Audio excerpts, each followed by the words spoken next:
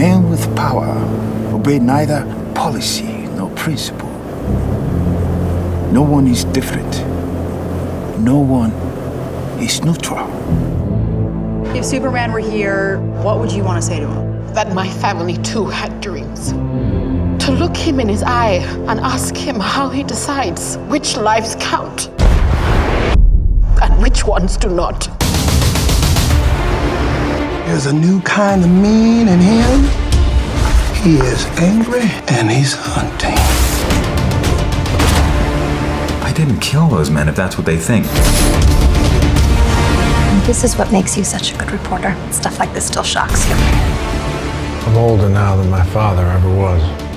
This may be the only thing I do that matters. So falls the House of Wayne.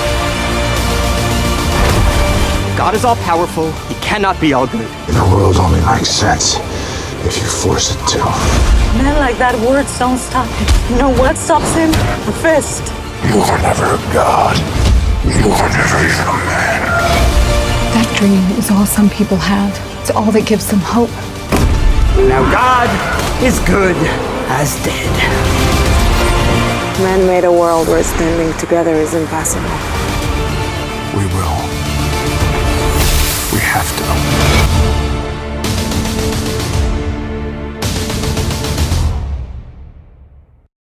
What's up, YouTube? So, the trailer has just dropped for the Batman vs Superman Ultimate Edition Blu-ray package, which we know is going to feature 30 minutes of deleted scenes and extra footage, which will probably go a long way to changing the tone of the film to what I expect Zack Snyder wanted the film to be originally. So if you look at this trailer, it looks a lot better. It's miles better than any of the trailers they released before the film came out. And to be honest, it makes it look like a completely different film. They're playing up the whole God angle. These guys are gods in the eyes of people. And well, it makes sense because in my eyes and a lot of people, the difference between Marvel and DC is the fact that DC's heroes are perceived as gods and the Avengers, etc., are seen as kind of extraordinary humans or more grounded in reality or kind of in the hierarchy of society, if I can go that far. DC, in my eyes, is at its absolute best when it plays up the whole gods with Justice League, Batman and Superman being regarded as gods, which is a very, very different way of doing things, and well, it's more enjoyable when things are completely different. But in this trailer we have got a lot of new footage, and we have an interesting look at Jenna Malone, who was fantastic in the Hunger Games series, as possibly Barbara Gordon. We get to see more of Clark Kent and his actual reporting and finding out why he hates the Batman so much and doesn't agree with his principles and what he is doing. Because, well, as we know, as we have a predetermined knowledge and opinion of the Batman from what we've seen in the films, and we know that everyone absolutely loves him, well, because, well, he's the Batman and he saves Gotham City. However, they are actually adding in scenes where it's explained that what he's doing is crossing the line. So we're getting the whole Dark Knight Returns angle here, with him crossing a line going too far, which explains why Superman and Clark Kent, well, the same person, aren't they, do not agree and are so adamant that he needs to be stopped.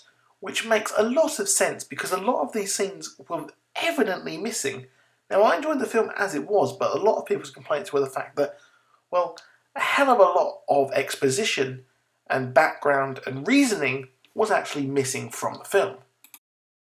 Interestingly also, it appears that they have shot more scenes than they actually put in the film in the Africa part. So if you recall, or if you haven't seen it, the events pretty much kick off because Clark Kent goes off-piste it's released why he actually went off-piste so much in Africa to save Lois Lane, but I won't give you any spoilers in this video. But it is a very short scene. We don't see him much in Africa, but here we have a different interview that was on TV, and from the picture before, seems like we're getting more info as to what's going on. Now, Jenna Malone's character was actually cut from the theatrical edition, and, well, obviously 30 minutes was cut, which really does make sense because I think it would be pushing 3 hours, if not over 3 hours in running time, which is a hell of a long time to be watching this film, obviously, and that makes sense because, well, you can't have a film that long. Why? Well, I don't actually know. It's just one of those things that just can't be done. I think maybe if all this footage that was cut would make the film make more sense and have a better tone, well, then just put it in and just say, look, there's a reason why it's 3 hours. However, this character was cut, and it is a big, big deal because Lois Lane is playing an investigator and goes off and does a whole side story which was very, very boring and dull, but it is important. And she meets with this woman here who is very heavily rumoured and is pretty, it's not been confirmed who she is, but it is pretty obvious that it is going to be Barbara Gordon. Now, many people think it would be Cat Grant, but I don't think that that would make sense. It's better to have Barbara Gordon, I think, in the film. And obviously she would know everything what's going on, considering she is obviously the Oracle in the comics, and I think she might be the Oracle here. Now, obviously the hair colour is completely different, but we do know that obviously people dye their hair on the rogue. I don't know why I said her, but whatever. So this could be obviously a post-Batgirl situation.